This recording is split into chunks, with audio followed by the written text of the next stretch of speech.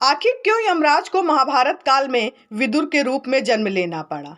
Hello दोस्तों, मैं प्रीति आपके अपने चैनल फैक्ट फाइंडर प्रीति में आप सभी का स्वागत करती हूँ। दोस्तों, हमेशा से हम ये सुनते आए हैं कि यमराज मृत्यु के देवता हैं जिनसे सभी लोग डरते हैं।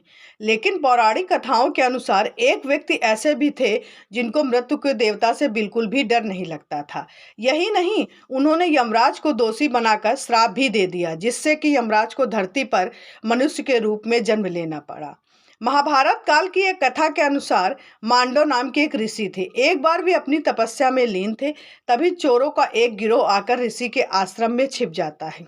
मांडव ऋषि जब तक कुछ समझ पाते तब तक राजा के सिपाही उन्हें चोरों को शरण देने के जुर्म में गिरफ्तार कर लेते हैं। इसके बाद राजा भूलवंश मांडव ऋषि को इस आरोप में सजा के तौर पर सूली पर चढ़ाने का आदेश दे देते हैं।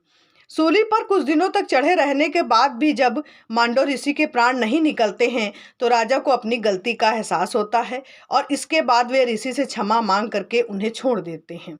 इसके बाद ऋषि यमराज के पास पहुंचते हैं और यमराज से पूछते हैं कि उन्होंने अपने जीवन में ऐसा कौन सा अपराध किया था कि जिससे उन्हें इस प्रकार की सजा मिली।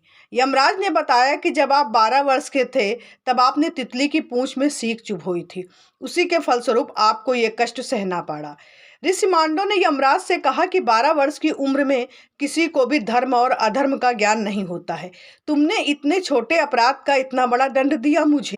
इसके बाद ऋषि मांडव यमराज को श्राप देते हैं कि तुम्हें धरती पर एक दासी पुत्र के रूप में जन्म लेना पड़ेगा।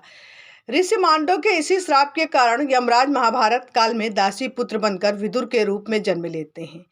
दोस्तों, मेरे द्वारा दी गई जानकारी आपको कैसी लगती है मुझे कमेंट सेक्शन में ज़रूर बताइए और मेरे चैनल को लाइक शेयर सब्सक्राइब करिए।